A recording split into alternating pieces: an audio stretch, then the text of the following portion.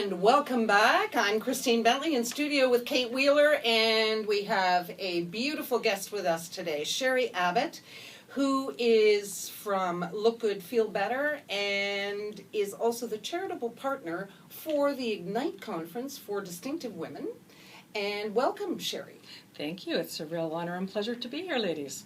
Now, Sherry, we were just catching up, because back in the Nygaard building days, we got into a lot of trouble. Oh, I can just imagine. That was a long time ago. Dancing the night away. Yes, dancing the night away. But, since those days, I mean, you just said you're 28, is it 28 years survivor? 25-year cancer survivor this September, so it's quite a milestone. Congratulations. For me. Yes. And that, because you were in the cosmetics industry before, that led you into working with Look Good, Feel Better? Yes. We established the Look Good, Feel Better organization in 1992, and at that time had 3 charitable partners, the Princess Margaret Hospital, and then 2 in Montreal, where we delivered our free workshops for women with cancer.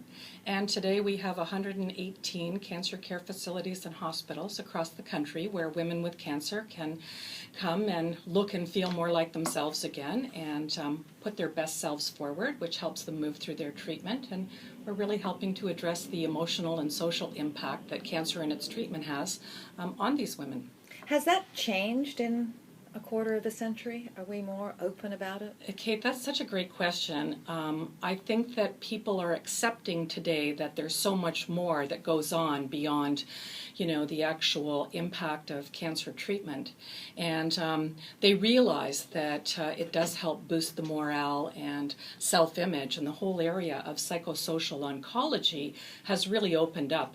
Unfortunately, it receives less than 2% of all funding in cancer care in Canada. So we have a long way to go, but I think that where we really are very fortunate is that the medical oncology world recognizes the positive impact that participating in one of our free workshops has for a woman who's often newly diagnosed with cancer and maybe doesn't know anyone in a similar situation and is looking to find ways to move forward during her treatment.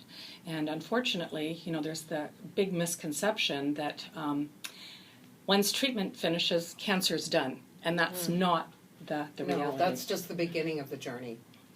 For people to feel beautiful and worthwhile and have a purpose again. Well, I think that's one of the beautiful pieces of the relationship that we have with Distinctive Women is when they first contacted me and asked if we could be their charitable partner, we were thrilled, because our goal is really to ensure that all women who are faced with the challenges of cancer have an opportunity to come together in a safe and supportive environment with other women and find creative ways to face cancer with greater confidence. And I think they really recognize that the work that they're doing with such an esteemed group of business professionals right across the country made us a great partner for some of the work that they're doing. And, we really appreciate the opportunity to be their partner at this inaugural conference as well, so we're pretty excited about that. How long have you been involved with them? Well, actually, their first book was out in 2011, so I think I was on page 1 with a last name like Abbott. I usually am. Hey, are we going with your last name, Bentley, or Patty, or me? I'm a W. That's way down the list, baby. I have no idea. So you're also going to be on a panel called Ignite Your Community. Yes. So what is that panel about at the conference? I think one of the things that the Distinctive Women really are looking for is to just ensure that their distinctive audience is really connected to charitable initiatives that are making a difference in the community. And they wanted to hear from, there's 3 of us who will be speaking that day, just about our views on giving and making a difference. And again, going back to the cancer experience, we find so often that part of the empowerment for the women who face those challenges and are moving through survivorship is that they too want to give back. So it's really wonderful to find ways to be engaged and make your own difference. So I think that we're really just going to discuss that. And then later that evening, there's a Joseph Ribkoff fashion show. Woo. And his designs are so fabulous.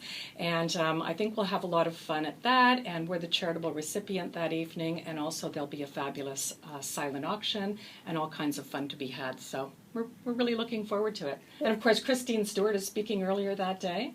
And I know that all the ladies in attendance will find her very inspiring, and will be keen to hear what she has. You know, and it's really all about ignite your mind, ignite your body, ignite your business. So there's lots of great topics to engage on. So I hope that your listeners today will want to purchase tickets. Mm. Yeah, we have the link. We have the link on all our social media sites. You know, we were talking before about giving and about charity.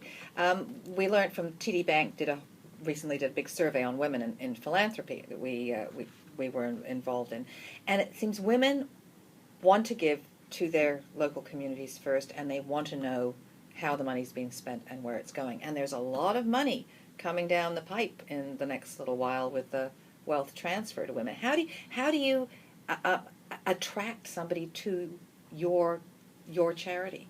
Well, that's a great question. In our particular instance, our charity was established by the Canadian Cosmetic and Toiletry Fragrance Association. So it is the regulatory and overall riding, I guess, body of influence to ensure safety and efficacy of consumer products in Canada. Works very closely with Health Canada. And so the primary supporters of our charitable initiative is the cosmetic industry. The kits that we give to each of the 10,000 women that go through the workshop every year. What's in the kit? Show us the kit. Well, there's everything from skin care because of the ladies' compromised immune systems. We want them to know proper cosmetic hygiene, and then we show them how they can recreate the look of lost brows and lashes and give their skin a healthy looking touch of color. So the industry at large donates over $3.5 million worth of products at trade price to us for these women to have the tools that they need to learn the special tips and techniques that we teach them. And then we also have a full segment on what they can expect from hair loss if they're undergoing any therapies that might result in thinning or full hair loss. And we provide them with the chemo cap, and then lots of fun styling techniques on scarves and hats and wigs and whatnot. So it really gives them the tools, but then we depend on donations to actually deliver our programs. So with 118 cancer care partners and other partners like Wellspring that work with us to deliver the program, we're constantly reaching out to the community, speaking at conferences, and sharing more awareness about our work. So for a woman who would like to receive your help, would they go through a hospital, through their doctor? Do they go to your website? Where do they go? Thank you, Christine. That's a great question. If any woman with cancer would like to attend one of our workshops, she can go on to the lookgoodfeelbetter.ca website, and there she'll find a drop-down place where it says find a workshop, and she can, based on the honor system, go anywhere that she likes. So if she opened it up in Toronto, she could probably pick from about 15 different locations in the greater GTA where she can see what time the workshop is offered and what facility, how to register by telephone and whatnot. So there's a lot of options for women to participate, and it's all based on the honor system. So and the women, we really say it's more like a makeover for the spirit, because they are empowered, and they do feel better about themselves, and they do feel more confident. And we also have an interesting site that's called facingcancer.ca, which helps continue the conversation. Maybe when women are more remotely located in this beautiful, vast country of ours and don't have their own support network, they can build one online. So there's a lot of really interesting blogs and questions and information that we share on that site as well, sort of our companion to the Look Good, Feel Better program. So what are you most looking forward to at the Ignite conference?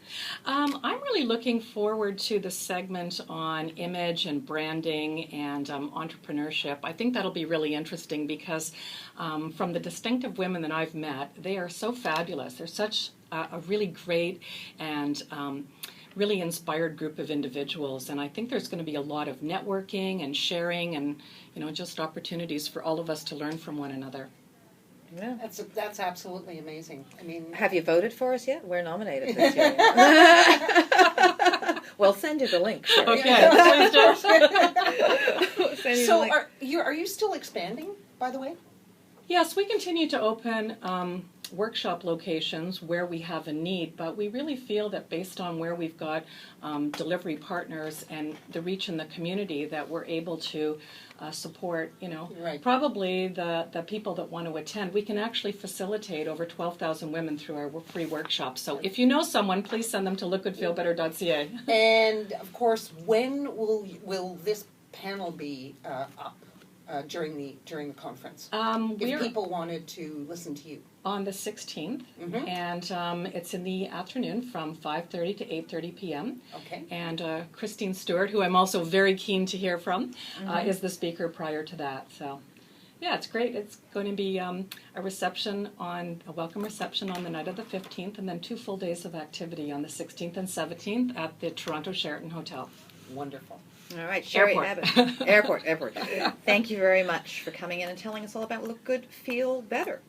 So now, and you may want to move fast because the Wiggles are coming in next. The most popular children's entertainment group in the world currently, and they're from Australia, and they will join us here at What She Said when we come back after the break. Talk to you then.